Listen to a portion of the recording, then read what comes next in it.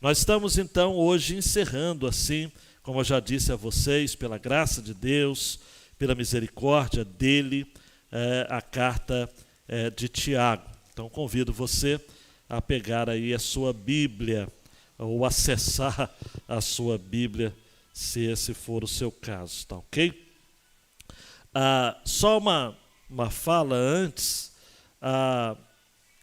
Tiago, ele é um conjunto de sermões, não é?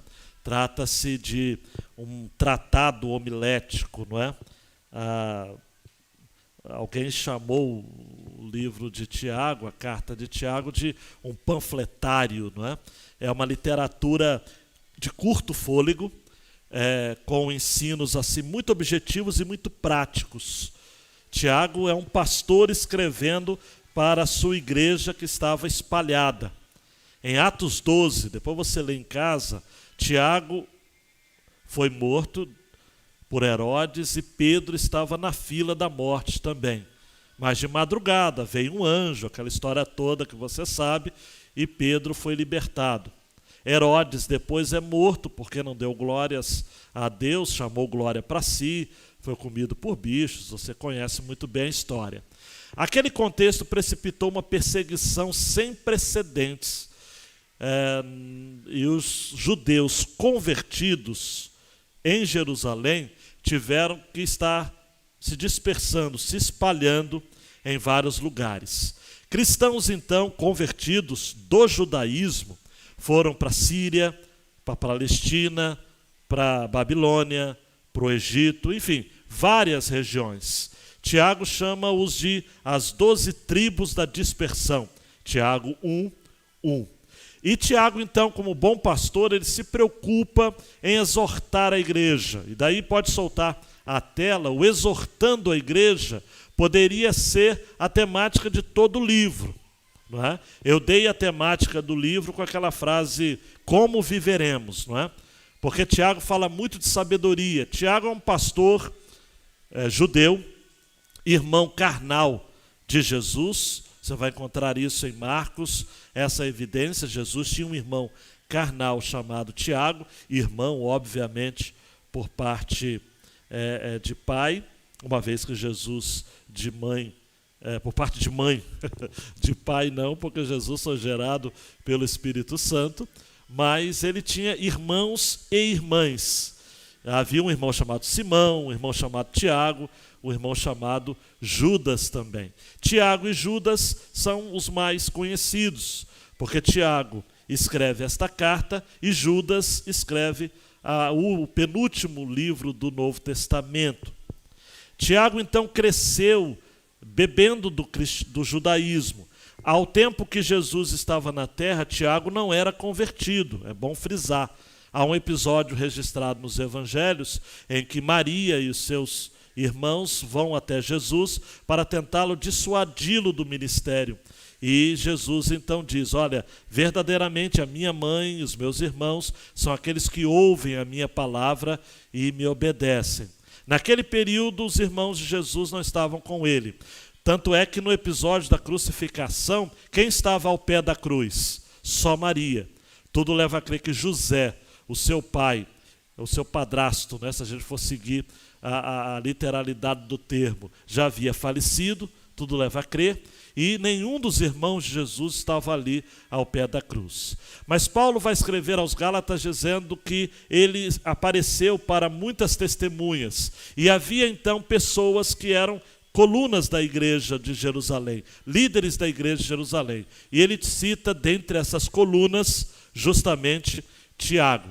Tiago é responsável, então, pela liderança de Jerusalém. No capítulo 15 de Atos, nós encontramos Tiago chamando a atenção da igreja até então para a formalização daquilo que poderia se esperar de judeus convertidos, não é? De como que esses judeus deveriam abandonar algumas características essenciais do judaísmo para seguir o cristianismo. Então, eles deveriam se abster da prostituição, da carne sufocada, do culto aos ídolos e também de comer algo com sangue. Então, os discípulos de Jesus, a igreja do Senhor Jesus, nasceu do judaísmo, ou melhor, no judaísmo, e depois foi se espalhando entre os gentios. Por isso a carta de Tiago é o texto das Escrituras do Novo Testamento que tem mais citações do Antigo Testamento, porque Tiago bebeu da fonte do Antigo Testamento, sobretudo os famosos livros da sabedoria, como Provérbios, Jó também e Eclesiastes. Ele vai citar textos também de Salmos e de outros livros mais. É o livro do Novo Testamento que tem mais citações do Antigo Testamento. E é também o livro do Novo Testamento que tem mais conexões, algo em torno de 15 ocorrências com o Sermão do Monte. Tá, ok? Então são temas que se intercambiam. Tiago, então, por humildade, não se apresenta como irmão de Jesus. Ele se apresenta como sendo servo de Deus e do Senhor Jesus Cristo. E Judas, na sua carta, curiosamente, vai na mesma vibe. Ele não se identifica como irmão de Jesus, mas sim como irmão de Tiago, né? Há muitas lendas, histórias a respeito de Tiago. Certa feita eu vi Jonas Madureira expondo também esse primeiro capítulo de Tiago, e ele fez menção de uma lenda ou de um documento que eu também tive acesso em pesquisa, de que Tiago era considerado um homem de oração. Ele tinha um dos apelidos que era o homem que tinha joelhos como de um camelo, não é? Isso pelo tempo que ele passava de joelhos em oração. Tiago, como eu já disse, ao longo das mensagens, você pode assistir outras aí no nosso canal do YouTube. Encorajo você a visitar o canal, a assinar o canal e divulgar o canal. Você vai ver várias mensagens, todas as mensagens dessa série. E ao final, Tiago faz aquilo que ele fez ao longo da carta. Ele exorta a igreja. E eu vou estar lendo, então, dos versos 7 a 20 do seu derradeiro capítulo, o capítulo 5. E Tiago vai falar aqui, então, na sua carta, de temas muito caros à fé cristã, até nos nossos dias. Eu louvo a Deus pelos cabelos brancos de muitas irmãs, irmãos, e a ausência de cabelo em tantos outros que estão reunidos aqui nesta noite, porque são temas que não ficam velhos, são tempos ou temas que nós vamos sempre falar, e Renan e Marcele nós vamos passar para os nossos filhos. Tiago fala aqui que nós devemos aguardar com paciência a vinda de Jesus. Tiago fala aqui que devemos ser verdadeiros nas nossas opiniões, nas nossas falas. Fala que nós devemos orar com poder por todos os crentes, e termina falando que nós devemos buscar com zelo e amor aqueles que se desviam da fé. São temas que persistem ao longo dos anos. Diz assim o texto da palavra de Deus: portanto, irmãos, sede pacientes até a vinda do Senhor. O lavrador espera o precioso fruto da terra, aguardando com paciência até que receba as primeiras e as últimas chuvas. Sede vós também pacientes, fortalecei o coração, porque a vinda do Senhor está próxima. Irmãos, não vos queixeis uns dos outros, para que não sejais julgados. O juiz está às portas. Irmãos, tomai os profetas que falaram em nome do Senhor como exemplo de paciência e de perseverança diante do sofrimento. Chamamos de felizes os que suportaram aflições. Ouvistes sobre a paciência de Jó e vistes o fim que o Senhor lhe deu, porque o Senhor é cheio de misericórdia e compaixão. Mas, meus irmãos, sobretudo não jureis, nem pelo céu, nem pela terra, nem façais qualquer outro juramento. Seja, porém, vosso sim, sim, e o vosso não, não, para não cairdes em condenação. Alguém entre vós está aflito? Ore. Alguém está contente? Cante louvores. Algum de vós está doente? Chama os presbíteros da igreja, para que estes orem sobre ele, ungindo com óleo em nome do Senhor. E a oração da fé salvará o doente, e o Senhor o levantará. E se houver cometido pecados, será perdoado.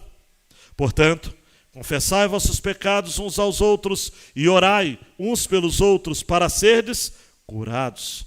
A súplica de um justo é muito eficaz. Elias era humano e frágil, como nós. Ele orou com insistência para que não chovesse, e por 3 anos e 6 meses não choveu sobre a terra. Ele orou outra vez, e o céu deu chuva, e a terra produziu seu fruto. Meus irmãos, se algum de vós se desviar da verdade, e alguém o conduzir a ela, sabei que aquele que fizer um pecador retornar do erro do seu caminho, salvará da morte uma vida e cobrirá uma multidão de pecados. Por favor, Deus, que haja atenção, reverência, que não haja movimentação, desde os mais novos até os mais velhos. Que estejamos todos atentos para que o Senhor fale conosco, no nome de Jesus. Amém e amém. Hoje é o Mateus ali, né? Mateus, pode dar um toque. A grande ideia desta passagem, espero que você esteja acompanhando o resumo desse texto. Só permanecerá firme até a vinda de Jesus quem é verdadeiro em sua fala, tem uma vida de oração e expressa seu amor pelos que não conhecem a verdade do Evangelho. Tiago termina sua carta da mesma forma que ele começa e a desenvolve, de maneira muito prática, Erivelto. Então me permitam ser um pouco criativo.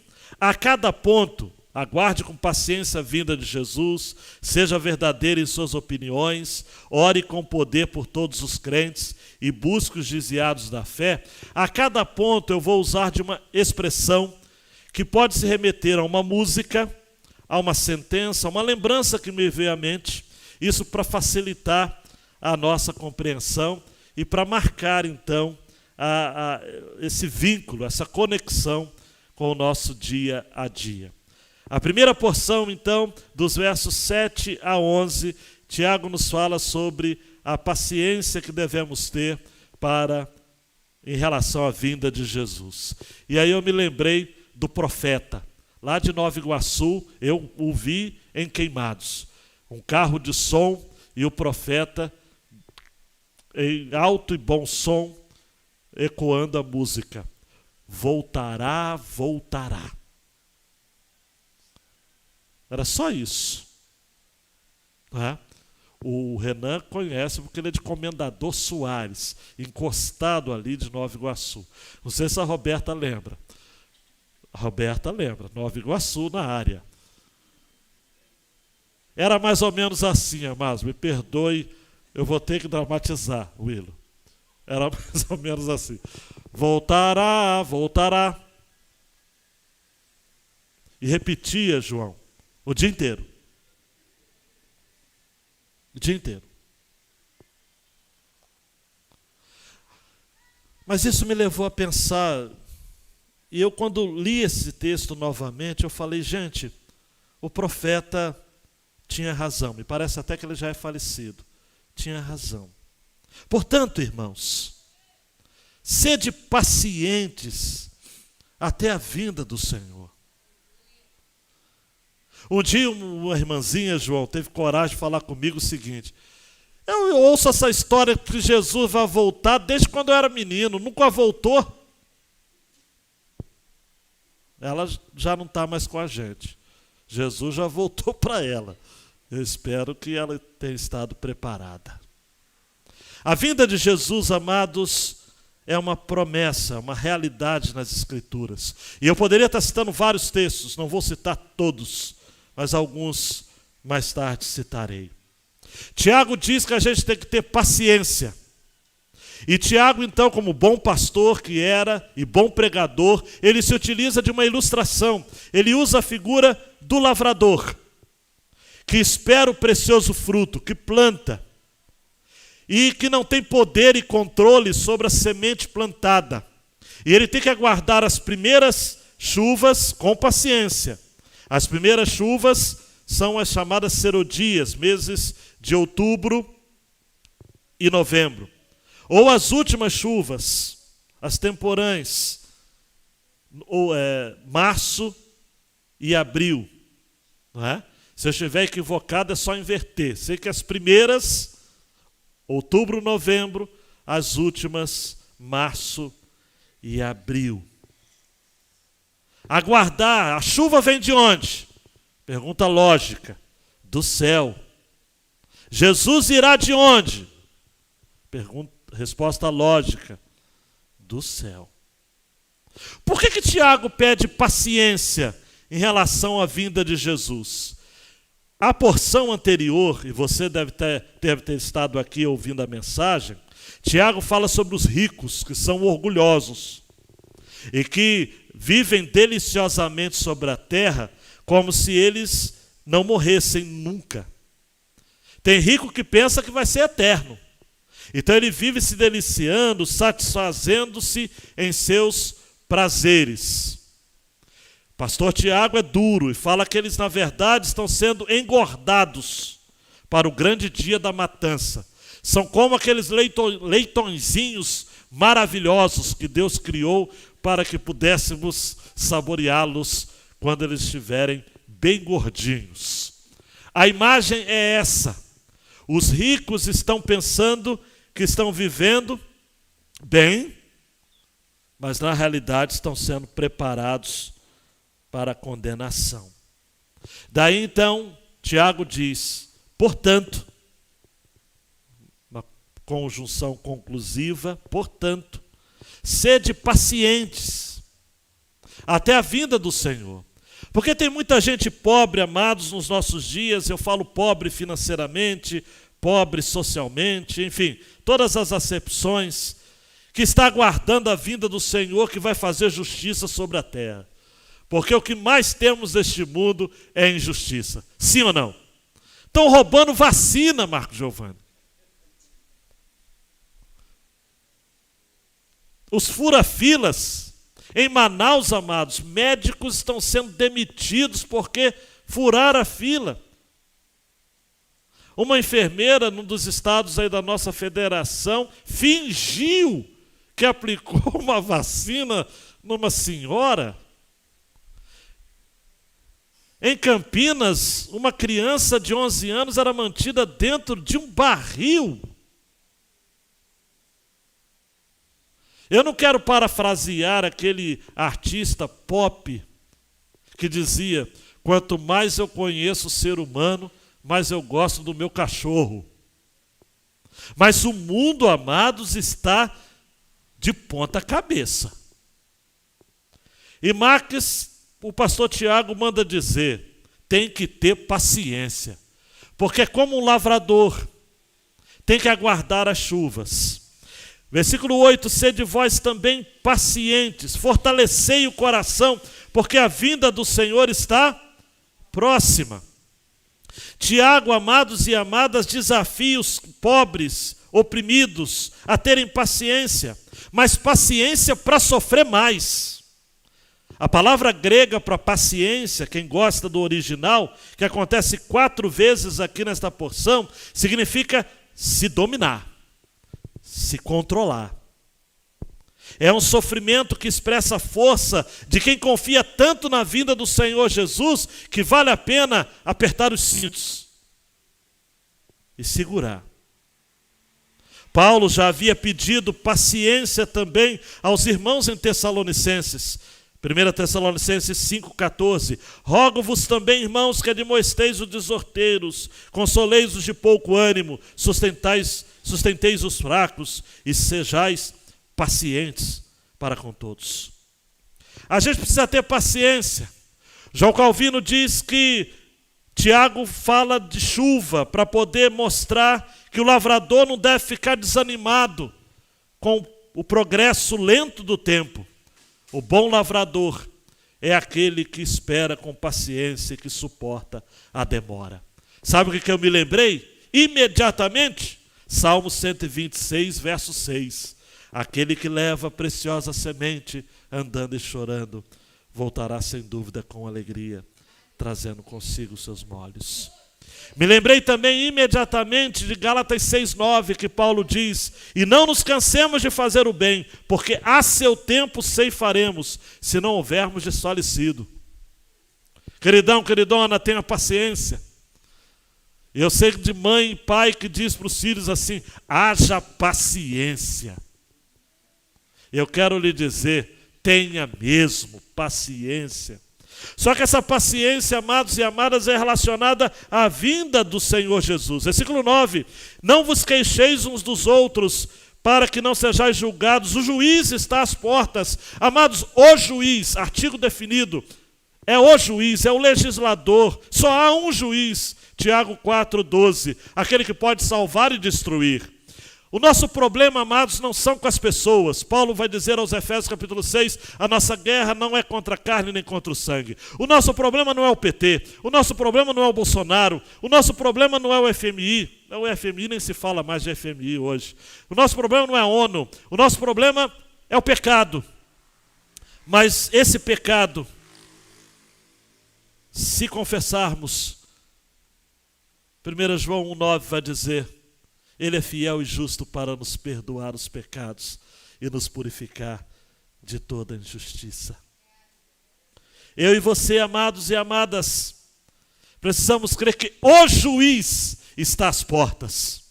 Não existe o Big Brother, existe o Big Father. O grande pai está às portas. O juiz virá. Hoje Jesus é um advogado, é o nosso advogado. 1 João 2,1. Se porventura pecardes, temos um advogado. Mas chegará um tempo, amados e amadas, e não está longe, que o juiz virá. E ele virá para julgar toda a terra. Paulo viu isso. E quem esteve na mensagem de quinta, viu. Desde agora a coroa da justiça me está guardada, o qual o Senhor, justo juiz, me dará naquele dia. E não somente a mim, mas também a todos que amarem a sua vinda, 2 Timóteo 4,8. Queridão, queridona, desde os mais novos que estão aqui até os mais antigos, a vinda de Jesus será repentina, a vinda de Jesus será iminente. A vinda de Jesus será gloriosa, Mateus 24, 27, porque assim como o relâmpago sai do Oriente e se mostra até o Ocidente, assim também será a vinda do Filho do Homem.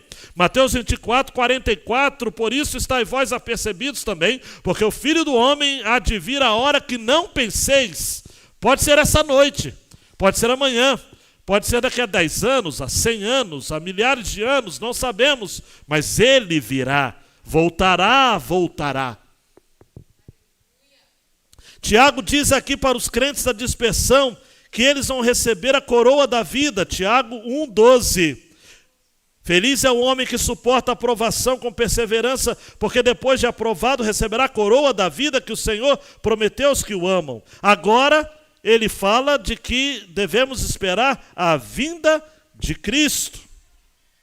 Esta vinda será de uma alegria, ou de uma alegre esperança, e o Max orou sobre alegria, e esse texto nos fala de alegria, como um lavrador aguarda com alegria a preciosa chuva. Temos que fortalecer o nosso coração, e o verbo no original para fortalecer é se robustecer de dentro para fora. Agora há uma temível expectativa também, porque nós devemos ter a certeza, amados, de que Jesus está às portas. E nós vemos versículos 10 e 11, e Tiago então cita aqui o Antigo Testamento, quando vai dizer: tomai os profetas que falaram em nome do Senhor, como exemplo de paciência e de perseverança diante do sofrimento. Quem são os profetas, amados, que nós devemos ter como exemplo, que devemos ter como sinal, que devemos ter como figuras, aqueles profetas amados e amadas que foram perseguidos e injuriados por conta da verdade. Jesus disse no Sermão do Monte, Mateus 5, 11 e 12, bem-aventurados sois vós quando vos injuriarem e perseguirem e mentindo disserem todo mal contra vós por minha causa, exultai e alegrai-vos, porque é grande o vosso galardão nos céus, porque assim perseguiram os profetas que foram antes de vós. Quer molezinha? Não seja cristão. Quer vida com mamão com açúcar? Não existe. Não sei se Marte tem, mas aqui na terra, Jesus disse, no mundo tereis aflições. E também diz o João, na sua primeira carta, que o mundo jaz no maligno. Os profetas foram perseguidos, amados. Jesus, em Jerusalém, ou do alto de Jerusalém, orou. Jerusalém, Jerusalém, Lucas 13:34, que matas os profetas e apedreja os que a ti são enviados. Quantas vezes eu quis ajuntar os teus filhos como uma galinha ajunta os seus pintinhos, mas vocês não quiseram. Os profetas sofreram. E ninguém aqui é melhor do que os profetas. É? Tiago também diz, chamamos de felizes, versículo 11, os que suportaram aflições. Ouviste sobre a paciência de Jó? E vistes o fim que o Senhor lhe deu? Porque o Senhor é cheio de misericórdia e compaixão. Aqui, amados, eu não preciso entrar em detalhes, que você conhece a história de Jó de cor e salteado. Jó foi afligido, amados, pelo Senhor. Jó é o exemplo clássico, John MacArthur fala, de um homem que suportou pacientemente o sofrimento e foi abençoado por Deus por conta da sua fé perseverante. A paciência de Jó aqui, a palavrinha paciência, não é a mesma palavrinha no grego para as outras acepções da palavra. Paciência aqui é uma resistência. Então, Natália, quando você pensar em Jó como paciente, ele não é paciente conforme aquela figura assim, não tem outro jeito, né? Aí algumas pessoas até usam a expressão, cara, tem que ter uma paciência de Jó, hein? Paciência de Jó não é passividade, paciência de Jó é a coragem de enfrentar a vida como ela é. Paciência de Jó é resistência. Jó foi resistente.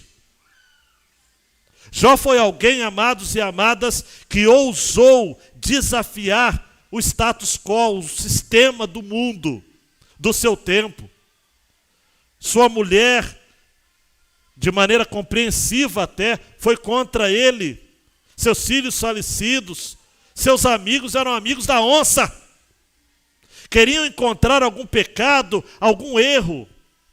Os amigos de Jó, amados, são adeptos das várias teologias judaicas ao longo da história e das filosofias também que nós encontramos neste mundo. Pessoas que tentam entender o sofrimento na esfera do mérito,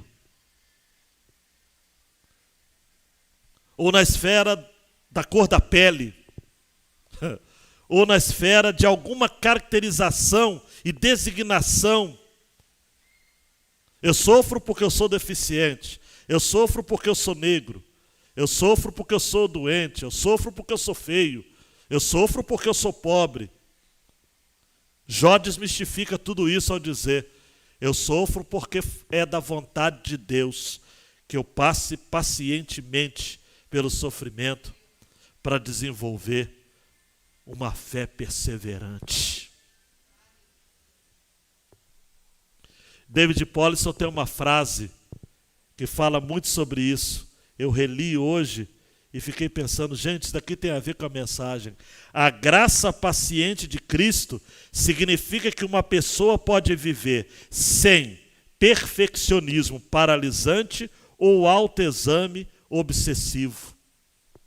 Você não precisa daquele perfeccionismo que é obsessivo, busca pela performance, pelos seus próprios meios. Mas também, amados e amadas, você não é convidado a viver um fatalismo, você não é obrigado a viver uma postura de alguém que diz, olha, não tem mais jeito, e eu me autoexamino todos os dias e faço isso de uma maneira tão obsessiva, tão doentia, que, cara, deve ter alguma coisa errada com a minha vida, porque não é possível. Eu colei chiclete na cruz, não é possível.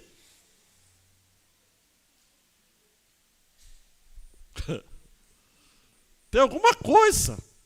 Aí os espíritas falam, deve ter tido outras reencarnações.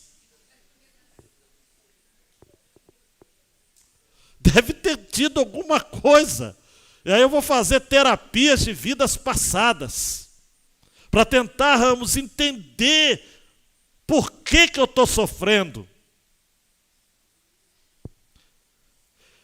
E você tem que ouvir, você já ouviu sobre a paciência de Jó? Qual foi o fim que o Senhor lhe deu? Aí o pastor Tiago diz, porque o Senhor é cheio de misericórdia e compaixão. Olhe para mim, esse é o nosso Deus, cheio de misericórdia e de compaixão. Então, para de ficar achando que o seu sofrimento, queridão e queridona, vem de um Deus que não lhe ama, nem te quer bem e nem tem o melhor para você. Jó foi paciente, não no sentido, repito, de ser alguém que dizia, ó vida, ó azar, mas ele foi paciente no sentido de que ele perseverou até o fim. E ao final, o seu fim foi glorioso. Meu outro ponto, eu quero salientar uma outra expressão que é bastante popular. Eu juro pelo que há de mais sagrado. Já ouviu isso? Já falou isso? Tiago diz que você não pode falar mais isso. Mas, meus irmãos, versículo 12, sobretudo não jureis, nem pelo céu, nem pela terra, nem façais qualquer outro juramento, seja porém vosso sim, sim, e vosso não, não, para não cairdes em condenação. O texto aqui de Tiago, amados, bebe da fonte de Jesus. Quando ele disse, amados, em Mateus capítulo 5, versos 33 a 37, outro sim ouvistes que foi dito aos antigos, não perjurarás, mas cumprirás os teus juramentos ao Senhor. Eu, porém, vos digo que de maneira nenhuma jureis, nem pelo céu, porque é o trono de Deus, nem pela terra, porque é o escabelo de seus pés, nem por Jerusalém, porque é a cidade do grande rei, nem jurarás pela tua cabeça, porque não podes tornar um cabelo branco ou preto. Seja, porém, o vosso falar sim, sim, não, não, porque o que passa disso é de procedência maligna. Meu comentário rápido deste ponto, que eu vou passar rápido, é de que, como Tiago havia dito ao longo da sua carta, de que o uso da língua é algo muito sério, e ele vai dizer isso em 1:26, em 3 de 1 a 12, esse argumento fala de que nós não podemos jurar por nada, que a nossa fala tem que revelar a nossa procedência. A nossa fala precisa fornecer o vislumbre da nossa condição espiritual. O nosso sim deve significar sim. O nosso não deve significar não. Sabe o que isso significa? Joeliton, amados e amadas, que nós devemos ser íntegros em nossa vida e em nossa palavra. Nós não podemos ser pessoas divididas internamente. Nós não podemos ter mente dupla. Devemos ser íntegros com Deus e com os homens. Então, pense comigo o argumento do pastor Tiago na sua mensagem. Pacientes em relação à vinda do Senhor e verdadeiros na nossa fala. Temos que ter caráter. Temos que ser, me perdoe o termo novo, verazes no falar. Falar a verdade. Doa quem doer, mas a verdade. E a palavra de Deus diz aos Efésios, a verdade em amor. Porque também você não pode falar mal do seu irmão, como você já me ouviu na mensagem passada, e nem julgá-lo. Porque Jesus vai falar no Sermão do Monte, Mateus capítulo 7, a partir do versículo 7, que com a medida que julgarmos, Seremos julgados. E aqui, os bacharéis em direito, advogados, entendem. Jesus está falando aqui na intenção da lei. Não é na lei fixa, mas da lei na essência. A lei da liberdade, a lei perfeita, a lei soberana, que Jesus resume em amar a Deus e amar ao próximo como a si mesmo. Disso dependem toda a lei e os profetas. Terceiro, na oração encontro calma. Esse texto, amados, dos versos 13 a 18, Tiago fala sobre oração. Vou pensar aqui, porque esse texto tem sido usado, amados, para debater questões, sobretudo a questão, que eu sei que tem gente aqui que já está de orelha em pé, para ver o que o pastor Ezequias vai falar sobre unção com óleo. Confessa o pecado agora diante do Senhor. Você está esperando isso, não está? Eu não vou falar sobre isso, porque esse texto não fala sobre isso. A unção com óleo aqui é uma citação, eu diria, espontânea, esporádica. Nós não temos certeza, amados, se a unção com óleo era prática entre os discípulos. Há uma menção, assim, singela nos evangelhos da unção com óleo sendo associada à expulsão de demônios.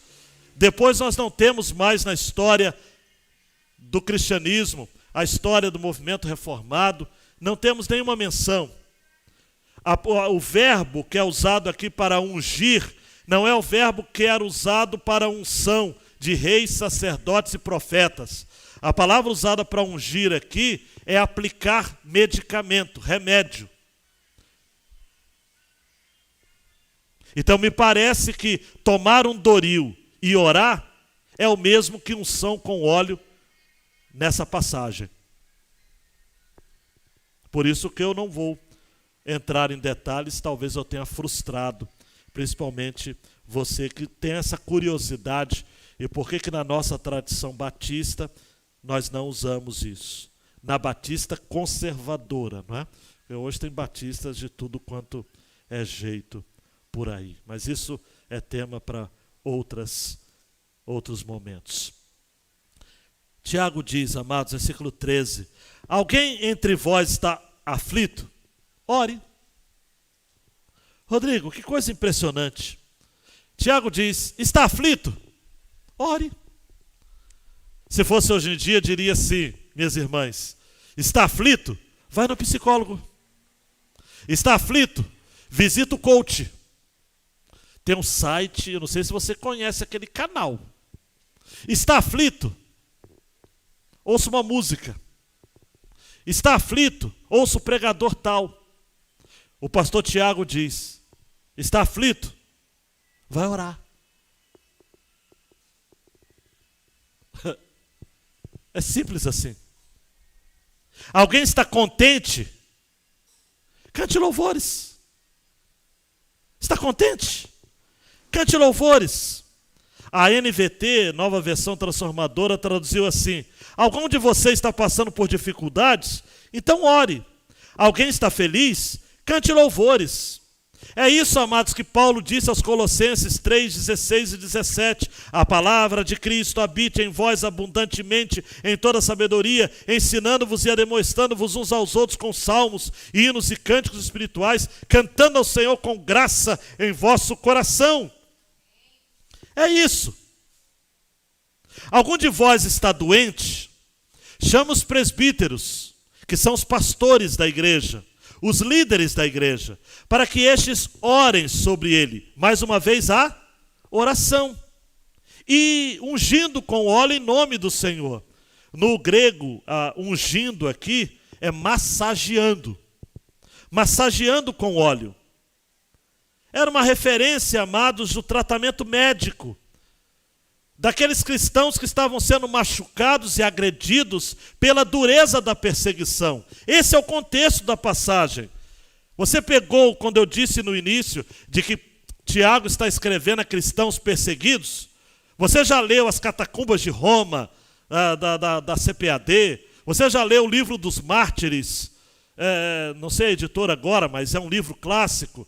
Você já assistiu filmes como A Vida de Paulo, se não me engano, Paulo, apóstolo de Cristo, alguma coisa assim? Você já assistiu aquele clássico Quo Vadis? Você já assistiu também um outro clássico chamado Ben-Hur? Você deve ter visto tanta coisa. Os cristãos eram perseguidos, amados, feridos, vilipendiados, ofendidos, massacrados. Então, massagear com óleo, passar óleo nas feridas, esse é o sentido que Tiago está falando. É só isso. É cuidar uns dos outros, é cuidar das feridas uns dos outros, e com oração. Porque diz o versículo 15, a oração da fé salvará o doente, e o Senhor o levantará, e se houver cometido pecados, será perdoado. Agora faça isso em comunhão. Assim como Paulo já havia advertido a igreja de Corinto, que na ceia do Senhor não era para ninguém sair comendo na frente. E a igreja de Corinto, amado, era uma igreja terrível. A prática de Corinto era a prática de que na ceia do Senhor se celebrava uma festa chamada Festa do Amor. Então os ricos traziam picanha, traziam lasanha. Picanha é melhor do que lasanha, mas picanha, lasanha, é que eu estou com picanha na mente já desde de manhã. Está difícil tirar a picanha da minha mente. Traziam comida da melhor qualidade, picanha. Os pobres não traziam nada. E os ricos, então, antes da ceia, comiam tudo entre eles. E os pobres ficavam, ô Juninho, só do jeito que você está agora, com o olhinho assim. Aí Paulo falou, gente, esperai uns pelos outros. Vamos dividir isso daqui, é muita carnalidade. Então por isso que Tiago diz, gente, vivam em comunhão, esperem uns aos outros, orai uns pelos outros. Diz o versículo 16.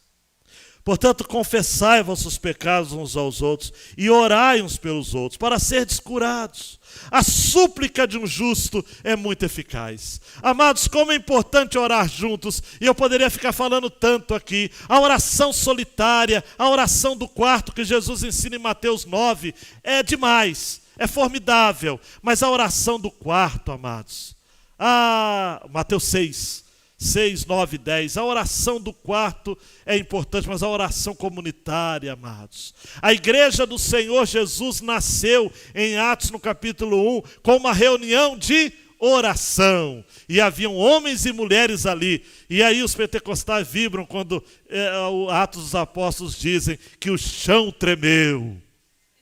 Aleluia! Olha a recaída, tá? Mas, Helder, o chão tremeu. A oração move as estruturas, move o nosso coração para Deus. Não move o coração de Deus, não. Mas move o nosso coração para Deus. E Tiago, ele fica pensando aqui quando ele está escrevendo a carta, né? Não datilografando, obviamente, mas escrevendo a carta. Quem que eu vou falar que é exemplo no Antigo Testamento de oração? E aí, Zeca, ele lembra de Elias. Você conhece a história, está lá em 1 Reis, capítulo 17, capítulo 18. Elias ora, amados, e durante 3 anos e 6 meses não chove uma gota sequer sobre a terra. E depois então ele ora outra vez, e o céu dá a chuva novamente. O seu servo olha e vê uma nuvem do tamanho da mão de um homem. Aleluia. E de repente começa a chuva de Deus. Igreja de Deus, vamos orar mais. Charles Spurgeon diz assim: a oração é a gagueira da criança que crê, é o grito de guerra do crente que luta, é o requiem do santo moribundo que adormece nos braços de Jesus. A oração é o ar que respiramos, é a chave secreta, é o alento, a força e o privilégio de cada cristão. E Spurgeon termina: se você é filho de Deus, você buscará a face do seu Pai e você viverá no amor do seu Pai. A carta termina nos versos, então, 19 e 20. E Tiago vai falar de algo que você já deve ter ouvido. Grande Mateus, voltar é mais difícil. Quantas vezes você já ouviu isso de um crente desviado? Voltar é mais difícil do que vir pela primeira vez. Verdade ou não é? Porque para voltar você precisa ter humildade. Você precisa ter coragem. Voltar é difícil. Nessa pandemia, amados e amadas, muitos não voltaram. Não é só aqui na Ibacem. Eu queria que isso fosse uma coisa local. Eu converso com pastores, amados, chorando. Conversei com um pastor num sepultamento de outro pastor. Ele disse: Ezequias, eu chamo, naquela época estava a gente não podia se reunir. Ele falou: Ezequias, eu chamo para o culto, ninguém vem. Eu faço live para ninguém. Ninguém me vê. Ninguém me ama, ninguém... Quase que eu lembrei da música, ninguém me chama de meu bem, né? O pastor estava para baixo mesmo, coitado. Muitos pastores, amados, isso é pesquisa, já estão com as cartas de demissão nas mãos. Alguns estão esperando só a igreja reunir a assembleia para dizer: o quê? Fui.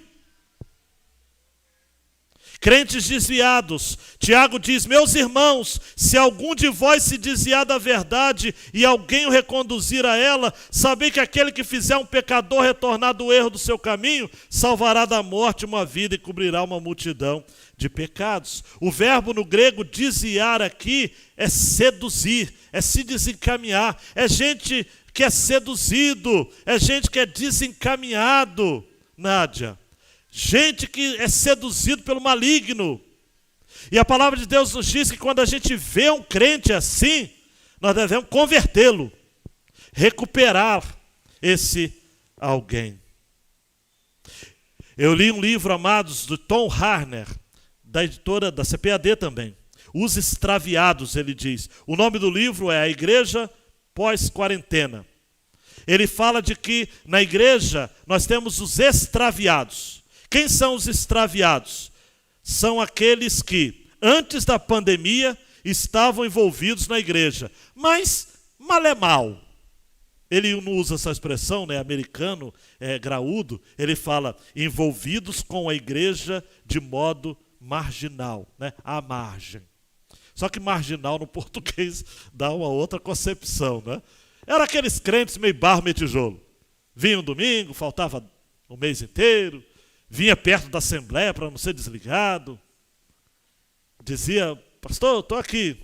Esses, amados, durante a quarentena, preferiram não comparecer à igreja presencialmente, obviamente. E depois, quando voltou a se reunir, Maísa, esses extraviados simplesmente não voltaram. Alguns passam a assistir só pela internet. Só que não assiste o culto da igreja, da Ibacem. Assiste o do pastor A, B, C. Ou quando assiste o culto, assiste mesmo. Mulher, traz a pipoca. Refrigerante, de pijama. Tem como assistir culto online de pijama, esparramado. E diz que está cultuando. Não, eu sou da igreja online. Laci online. Quer enganar quem? Eu converso às vezes com alguns membros da igreja extraviados, e eles falam, eu pergunto: está pelo menos assistindo o culto pela internet, Joana? Eles respondem assim: às vezes. Sabe o que significa isso? Nunca. Quando fala às vezes, significa que não estão vendo nunca. Estes abandonarão a igreja por completo. Eu não sei, amados. Alguma coisa precisa acontecer. Se a gente olhar para estes irmãos e encontrar com eles na rua, alguns vão virar a cara. Alguns vão fingir que nem lhe conhecem. Mas a palavra de Deus diz que se você, Gálatas 6:1, surpreender esse irmão, encaminhe o tal com espírito de mansidão. Só que olhe para ti mesmo, ou por ti mesmo, para que você também não seja tentado. Luiz, você tem que tomar cuidado para não acontecer igual aquela história rapidinha que eu vou contar. O camarada que viu alguém na ponte para suicidar, e ele foi lá cheio do pensamento coach. Ele disse, o quê? Vou aplicar todo o meu coachcismo agora. Eu vou te dar 10 minutos, Rita, disse para o camarada na ponte. Em 5 você diz por que você deveria pular da ponte. Gabriele, presta atenção. Hein? E em 5 minutos eu vou dizer por que você não deve pular. Passaram-se 10 minutos. Os dois pularam da ponte.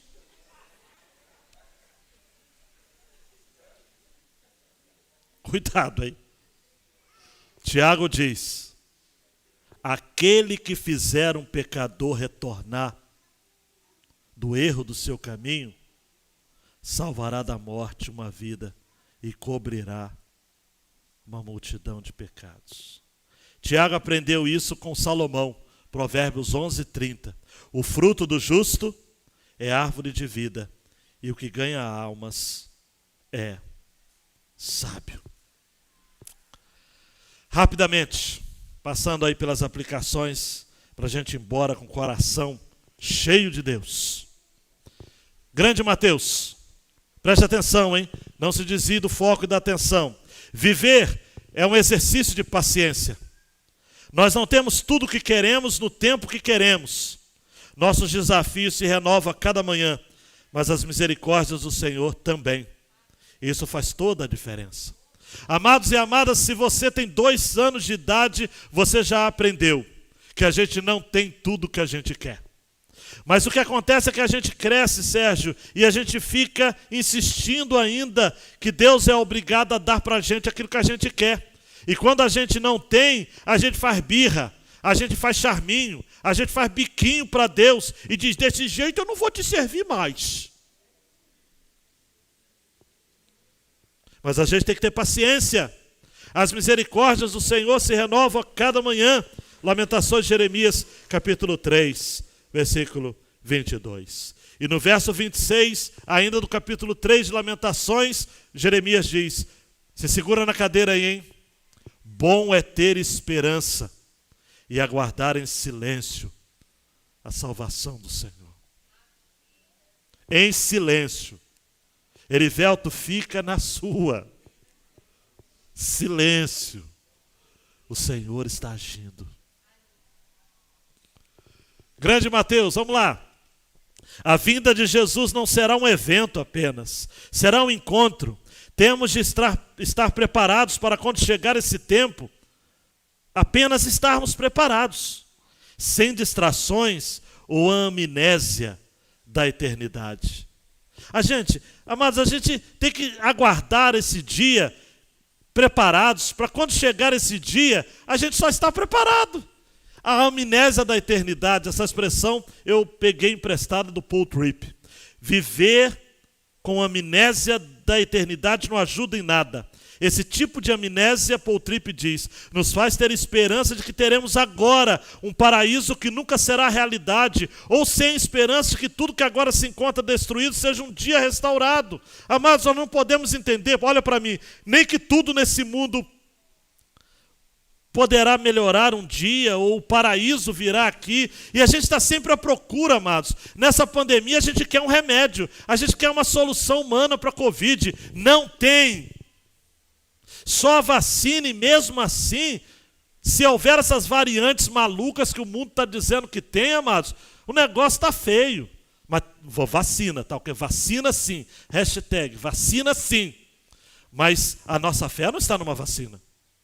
Nossa fé está no Senhor, que fez os céus e a terra. Os nossos olhos estão fitos nele, na eternidade. Crente não pode ter medo de morrer, amados. Que mané, pode ser Covid, atropelamento, uma gripe aviária, enfim, que venha. Paulo disse, viver para mim é Cristo, e morrer é lucro. Grande Mateus, Mateus está de aniversário essa semana, né, Mateus? Parabéns para você, nessa data querida, né? A oração, através da oração, você suportará heroicamente qualquer situação que esteja em desvantagem. Amado, quer ser campeão, tem que orar. Orar é estar em parceria com Deus na luta da vida. Quem ora sempre vence, mesmo quando aparentemente perde. Oh, meu Deus do céu. Sabe quem eu lembro, Regina? Quando eu olho para eu leio essa expressão, quem ora sempre vence, mesmo quando aparentemente perde, Jacó, no val de Jaboque. Levou uma coça do anjo. Perdeu. Mas, na verdade, o anjo disse, olha, você não vai ser mais chamado Jacó. Seu nome agora é Israel. Porque você lutou com Deus e prevaleceu. Não significa que ele venceu a Deus, mas ele prevaleceu, ele permaneceu em oração, em agonia, diante de Deus. Ore, amados. Ore quando não tiver vontade de orar, ore. Quando tiver difícil de orar, aí que você tem que orar. Ore mesmo, ore intensamente. Guerreie com fé. O Senhor é contigo. O Senhor é contigo. E por fim, vamos buscar, amados e amadas, as ovelhas que se perderam nessa pandemia. Claro que muitos não voltarão mais, mas há aqueles que estão à espera de um contato seu. Telefona, ore, valorize pessoas. Se encontrar na rua, ele pode virar a cara para você, mas você não pode virar a cara para ele.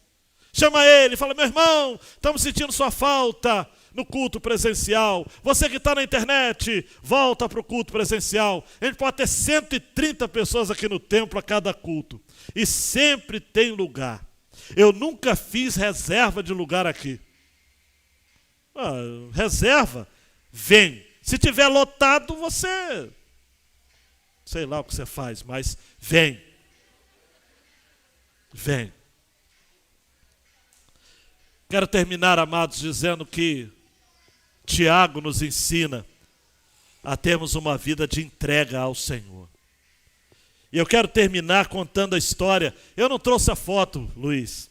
Não fui perfeito nesse sentido. David Livingstone foi missionário na África em 1813. Quem foi embaixador do rei precisa ler a história dos missionários. Ele, em inglês, teve um sonho desde a infância, desde a mocidade, de pregar o evangelho na África. E ele se tornou o maior missionário que o continente africano já conheceu. Ele era um pesquisador também, um explorador. Ele estudou a natureza, ele descobriu dezenas de raízes comestíveis, de frutos do deserto, que não eram cultivados. Ele se tornou médico naturalista, ajudou pessoas que vinham de longe para receberem seu tratamento. Ele percorreu todo o interior da África e ele perdeu a sua esposa no continente africano, vitimado por uma febre fatal. Mas ele mesmo, perdendo a esposa, continuou sua missão. Quando ele estava muito próximo de realizar um dos seus sonhos, achou a foto aí? Se achar, solta a foto depois. Que era encontrar a nascente do rio Nilo. Quem conhece o mapa mundi sabe que o rio Nilo, ele passa praticamente por África, corta o continente africano, nascendo, se não me engano, na Etiópia. Quando faleceu, seus companheiros de peregrinação o encontraram de joelhos. Olha que modo, amados, mais singelo de morrer. Morreu de joelhos. E no momento ele estava conversando com Deus. Os africanos resolveram fazer uma homenagem a ele. Pode parecer estranho, mas foi uma homenagem. Enterrou seu coração debaixo de uma árvore. Depois de meses, os companheiros da missão levaram o corpo de Livingstone, onde até hoje ele está sepultado na abadia de Westminster, esse cidadão aí. Ele foi sepultado, amados, preste atenção, na abadia de Westminster, o local onde estão reis e heróis da Inglaterra. Mas, se segura aí, no seu túmulo está escrito: O coração de Livingstone ficou na África. Seu corpo descansa na Inglaterra, mas a sua obra continua. O ponto que eu quero fazer conexão com a mensagem desta noite, da paciência, da vida no altar, numa fala equilibrada, numa vida de oração e de renúncia na missão de trazer outros para Jesus, eu quero trazer uma conversa que foi feita entre os missionários que sucederam Livingstone na África com os africanos nativos ali. Quando os missionários começaram a falar de Cristo e do seu imenso amor, Max, os nativos falaram: nós já conhecemos este homem que você está falando. Ele viveu aqui conosco. Aí o missionário ficou sem entender, né? Falou: não, não é bem isso. Nós estamos falando de Jesus, que viveu há quase 2000 anos. E aí os nativos falaram: não, o homem que você falou esteve por aqui também. Amados e amadas, Livingstone teve uma vida tão exemplar que ele chegou a ser confundido com o próprio Jesus.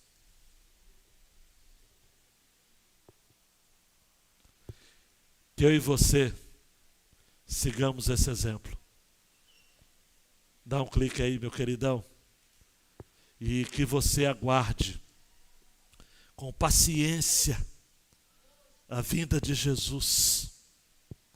E fazendo isso, assumindo o desafio de ser verdadeiro na sua fala, tendo uma vida de oração e expressando o seu amor por muitos que até hoje não conhecem ou foram desencaminhados, seduzidos por esse espírito do mundo e estão lá fora. Não reclame dos incrédulos, não fale mal deles. Você estaria junto com eles se não fosse a graça e o amor de Jesus. Vamos viver, amados, de tal forma, como diria Jim Elliot, missionário que fora executado em 1952 nas selvas do Equador. Viva de tal maneira que quando chegar a sua morte, a hora da sua morte, você simplesmente morra. Simplesmente morra. Abaixe sua cabeça, meu queridão e minha queridona. Vamos orar. Deus, causa um avivamento na igreja evangélica brasileira. Uma igreja que tem alguns líderes, ó Pai, tão seduzidos pelo poder da política, do coach, do comércio, do lucro. Mas uma igreja que tem milhões e milhões de crentes fiéis, que precisam se lembrar apenas do básico. Jesus voltará, eu tenho que ter uma palavra só, tenho de ter uma vida de oração e tenho que me interessar por vidas. Tiago nos deu essa carta. E agora, cabe a cada um de nós, desde os mais novos que estão aqui, até os mais velhos, cabe a todos nós levarmos em prática aquilo que aprendemos nesta noite. De tal modo que a nossa vida se misture com a vida de Jesus. E as pessoas possam dizer de nós: esta é a pessoa mais parecida com Jesus que eu conheço. Por favor, Deus, faça isso entre nós, no nome de Jesus. Amém e amém. Ore silenciosamente, meu queridão e minha queridona, que Deus lhe dê dias de paz, mas de santa incomodação, para você viver uma vida que de fato possa ser digna de um verdadeiro cristão, de uma verdadeira cristã.